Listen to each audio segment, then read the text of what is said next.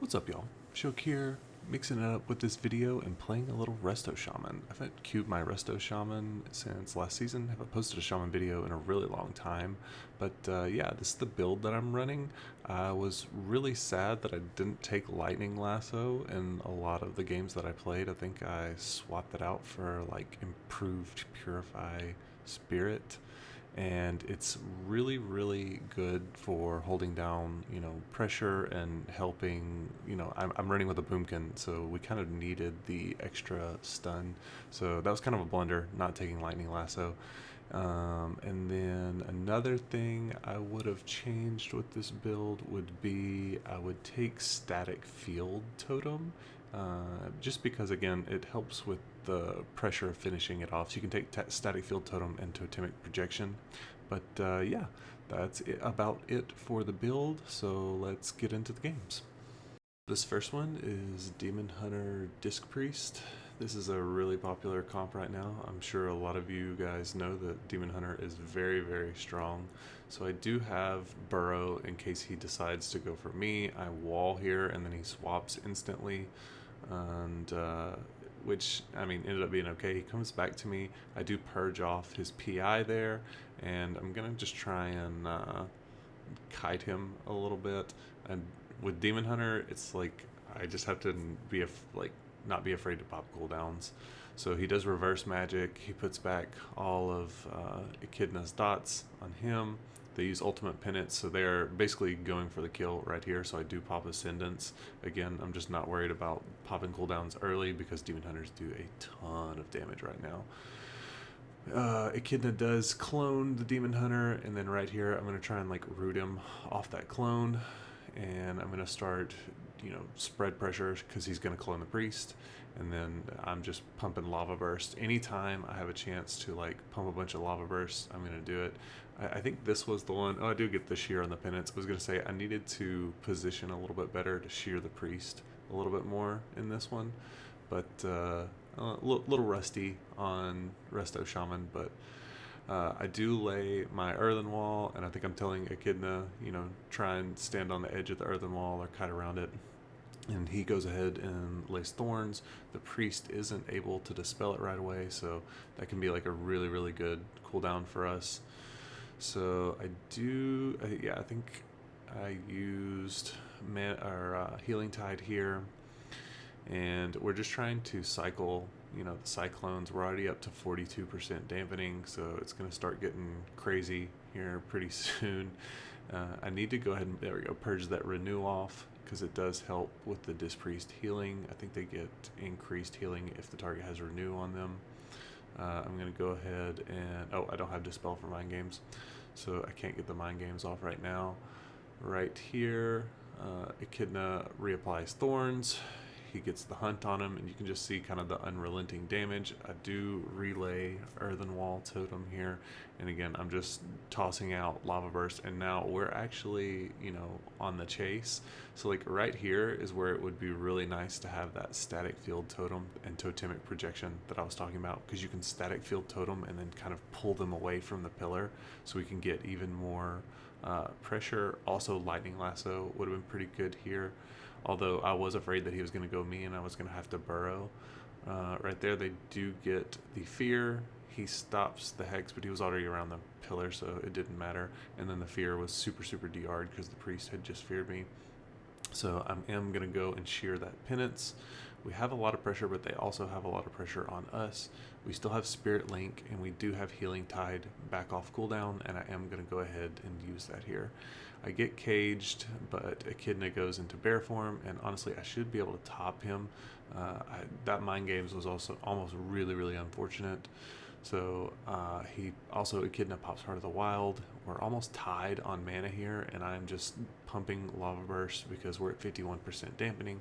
So every bit of extra damage, you see me use the Spirit Link there, and I pop Battle Masters. So right here we are getting double cleaved, which is really unfortunate, and it's getting really sketchy because I'm starting to get lower and lower in mana.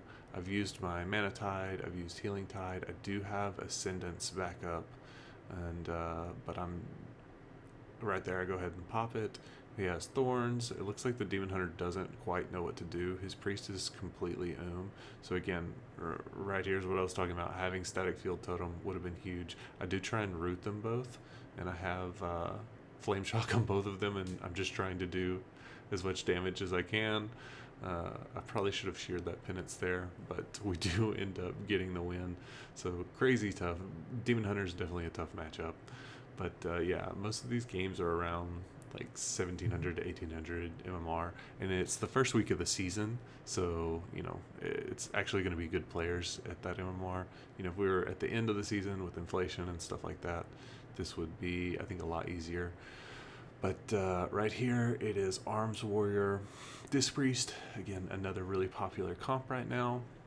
I'm going to go ahead and lay Earthen Wall. I was telling Echidna to stand in it. I'm trying to purge off that power infusion and just kind of keep him topped through all this. So I do go ahead and use my Healing Tide there because the warrior popped Avatar, kind of trying to match that cooldown with his Avatar, so it's up, you know, around the same time.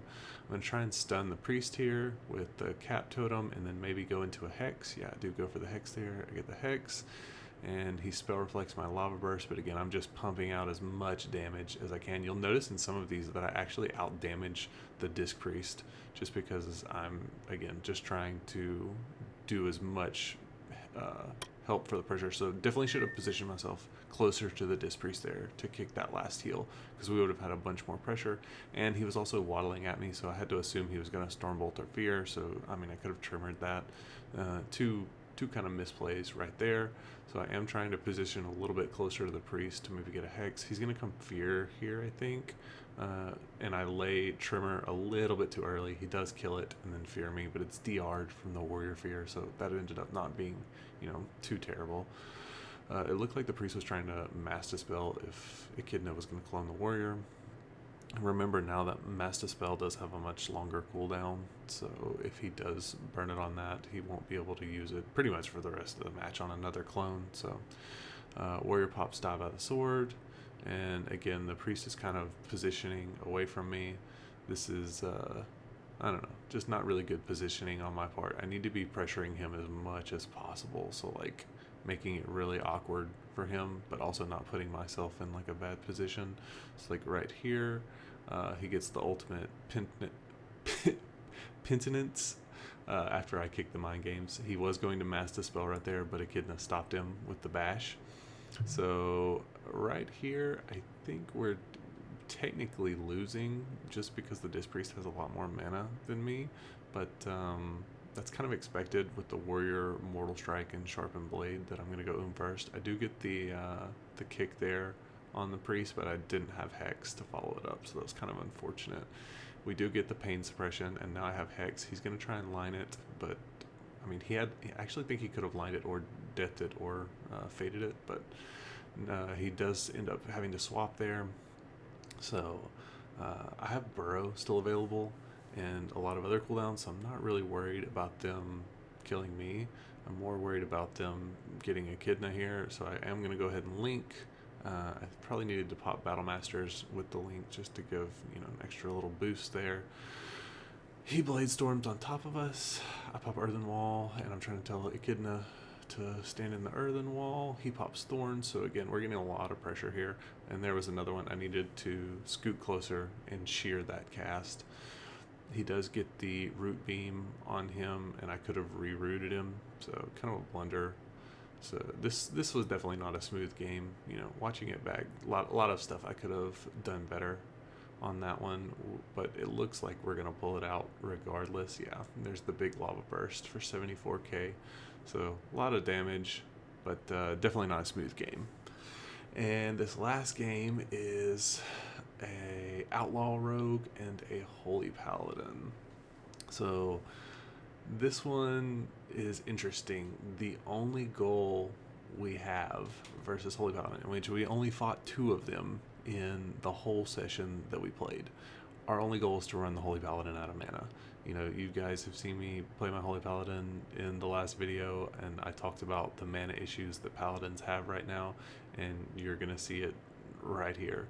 Outlaw, you know, is very strong right now, but the Paladin just can't compete with mana, even with having an Outlaw Rogue or a Demon Hunter. You can literally just outlast them if you match cooldowns. So again, I'm spamming Lavaburst, and he's gonna get the, oh no, I sheared it. I thought he was gonna get the Repentance. I get the Hex. He trinkets that to hodge me, and I think he's gonna follow it with the Repentance. So I do get full repented, and I'm telling Echidna, you know, watch out, maybe pop Heart of the Wild, and he does.